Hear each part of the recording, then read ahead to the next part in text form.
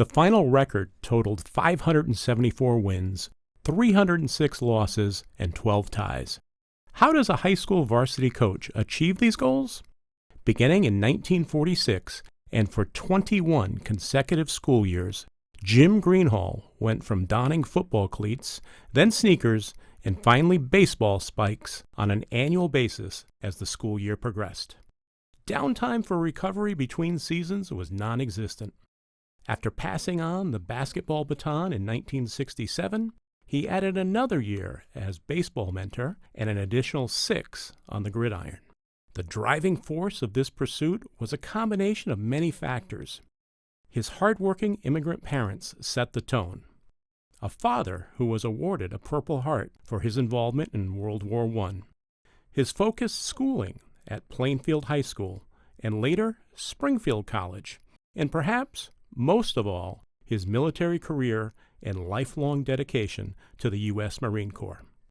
It all began when his parents-to-be, James Sr. and Agnes, had a chance meeting in a Yantic cemetery. Following a marriage in 1914, their employment in the area textile mills eventually brought the family to settle in Plainfield. A draft notice sent James Sr. to battle in the Argonne Forest in France.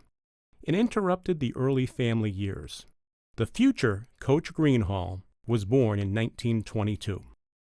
Jimmy, as he was called in his Plainfield High School days, was vice president of his senior class in 1940 and listed as an all-around athlete who participated in football, basketball, and baseball.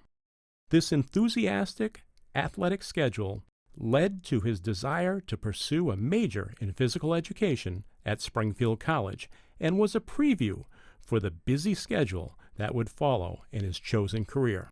As action in World War II increased, Springfield offered an accelerated program that allowed students to complete their studies in 3 years. So Jim Greenhalgh, who had already enlisted in the U.S. Marine Corps, graduated in 1943. He continued to participate in 3 sports, batting over .400 in baseball and gaining nationwide recognition as one of the top punters in the country. He was called to service in 1944, and first stop was Parris Island for basic training, and then was assigned to Company E, 2nd Battalion, 2nd Marine Division. Next stop, Quantico, Virginia, for 20 weeks for Officer Cadet School, where he was commissioned 2nd Lieutenant James Greenhalgh. A brief stop at Camp Lejeune before it was on to the islands of the South Pacific. Island assignments included Saipan, Taiwan, Okinawa, and Nagasaki, where he spent 1.5 years. His arrival in Nagasaki was just 1 month after the atomic bomb was dropped on the city, and he was witness to the massive destruction of the vast area. His official discharge as a now first lieutenant was in 1946, after being awarded several distinguished medals and ribbons. But his experience as a U.S. Marine helped to define the principled and honorable man he would become. Jim arrived home in April of 1946, and 1 year later he was hired to teach physical education and coach 3 sports at Putnam High School, the beginning of a 35-year career in the community. The early athletic facilities were Spartan, with baseball and football sharing the same playing surface, and a basketball court that featured ventilation ducts hanging from the ceiling. I made the varsity team and was going to be playing first base, and he came up to me and he had a catalog from one of the sporting goods company, and he said, pick out a glove, because I had no glove, believe it. And then I picked out a glove, and then years later, after my 4 years of playing, I went to give it back to him because it was not, my property, and he said, keep it. So I kept it when I went into service and all that other stuff. So that was touched my heart. Putnam High started to put together some impressive seasons. It started in the coach's first year at the helm, when the football team compiled a record of 9 wins and 1 tie. Among the 500-plus overall wins were 2 undefeated seasons and a trip to the small school basketball finals in 1956, where the Clippers lost to New Canaan. But football success was never measured by the seasonal record. It was determined by the outcome of the Thanksgiving Day annual battle with rival Killingly. Either the turkey and all the fixings had a better taste than usual, or for those involved in the contest, it resulted in a more subdued gathering. While the heavy load of the classroom responsibilities and sports-related activities provided little downtime, Coach Greenhalgh did take notice of another attractive young addition to the school faculty. Charlotte McCullough began her career at PHS in the early 1950s as a social studies teacher, and it was the beginning of a lasting relationship. A long courtship eventually led to a wedding in 1977.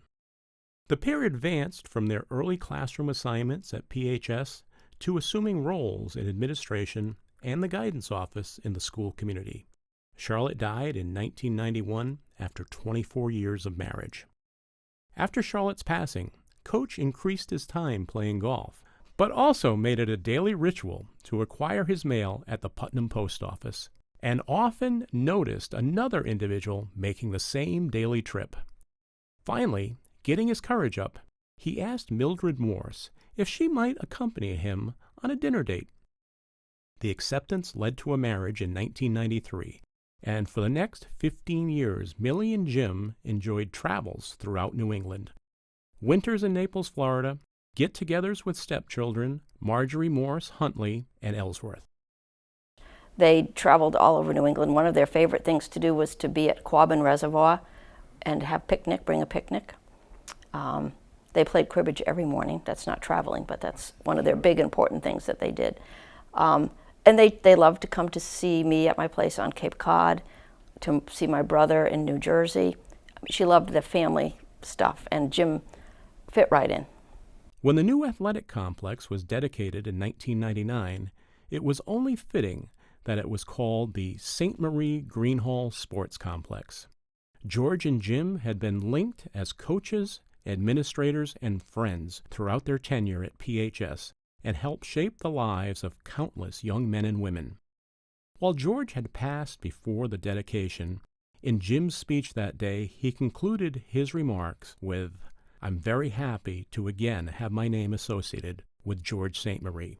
We worked together for 35 years, and we never had a real serious dispute."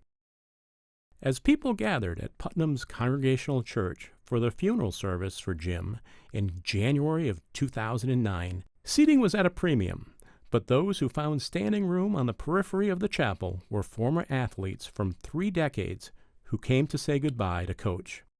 For those who remained at the funeral reception, an idea was conceived to establish an annual scholarship in Coach Greenhalgh's name. Former graduates from the 60s to the 80s were solicited for funding, and fittingly a golf tournament was held at Connecticut National Golf Club, where a dinner also provided individuals the opportunity to share remembrances of his coaching past. The overwhelming financial support provided a scholarship in Coach Greenhalgh's name, and it still exists today, with no indication of termination in the foreseeable future. Putnam High School classes of 1949 and 1958 both dedicated their yearbooks to Mr. James Greenhalgh, Jr. Although the messages were slightly different, they both spoke of his outstanding characteristics of leadership, sportsmanship, and fellowship, and that his counsel and instruction were a vital part of their high school training. Those same tributes will now be displayed on the Wall of Honor, from which current and future students will continue to be inspired.